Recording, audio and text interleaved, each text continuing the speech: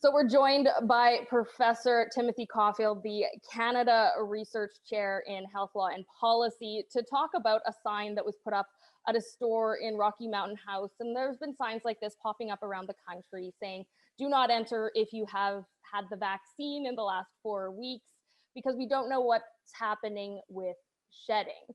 So Professor Caulfield, shedding, what is it and how would you describe it? It's scientific nonsense. There's no evidence to support it at all, and it's the idea that somehow you're getting the vaccine and it's going to cause you to shed some kind of viral, properties.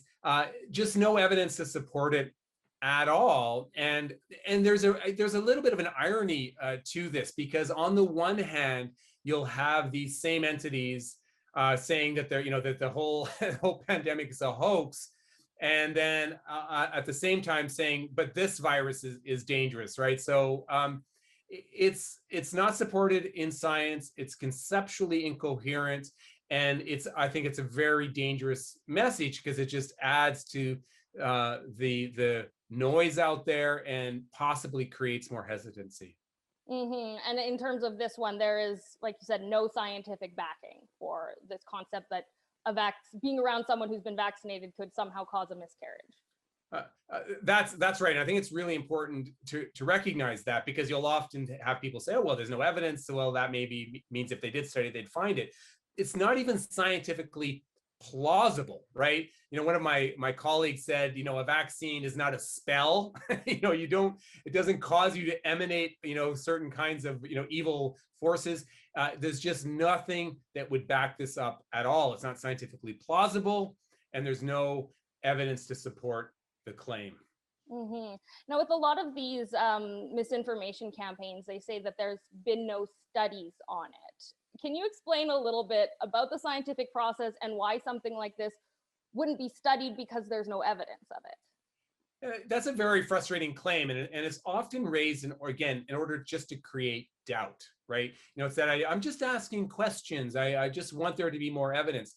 Well, if there isn't any scientific plausibility to the claim, then there's no reason to study it. You can look at something and know what the science is surrounding something in order to just make a determination of whether this is even worthy for research. Because you have to remember that researching is expensive.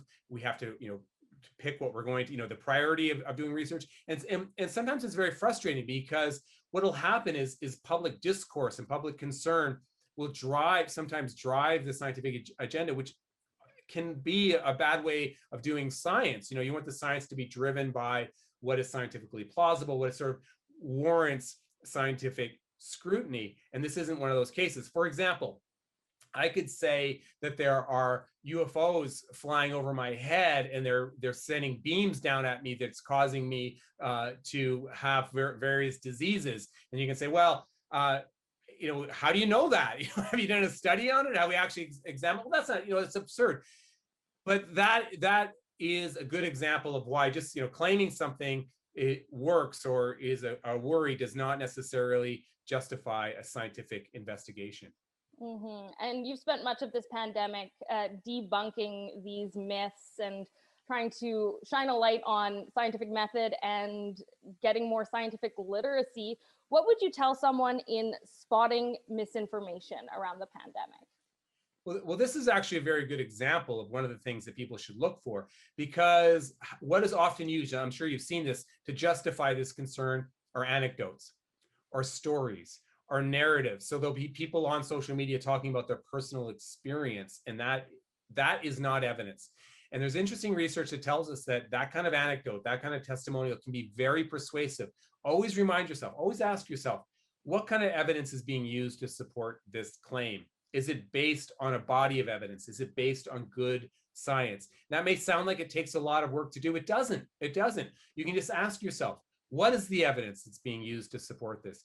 The other thing that you want to do is you want to go to those credible sources. Do a fact check against other sources to see how credible this might be. So yes, the World Health Organization, Public Health Agency of Canada, the CDC. Go to those credible sources that are aggregating the science in a responsible manner. And the other thing that you want to do is you want to watch for sort of like absurd claims, big claims. This is a cure. This is a disaster.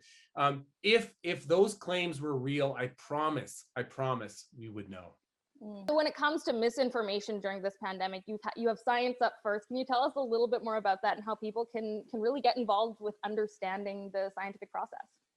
Yeah, Science Up First is our social media initiative where we're trying to tackle misinformation everywhere it resides. So just go on Twitter, Facebook, Instagram. We're going to be on TikTok, and there's going to be good, credible evidence that touches on all these issues. And by the way, you can go to the website, our website, Science Up First, and on that website, we have a list of credible sources, a list of sources that you can go to get the good science. Perfect. Is there anything else when we're talking about this that you would want people to hear today? I think that this concern is a really good example of how misinformation can just generate a little bit of doubt, right? And so you don't have to be a hardcore denier, right, to be influenced by this. And the way that this kind of misinformation can have a really big impact is just causing people to start to question things, to doubt things. And that little bit of doubt can have a real big impact on intention to vaccinate, which is really problematic. So I think it's really important to counter this misinformation as soon as it emerges. Mm-hmm. But be more concerned about your cat shedding than your vaccinated loved one. That's right. Watch for that dander. Don't worry about the don't worry about the vaccine shedding.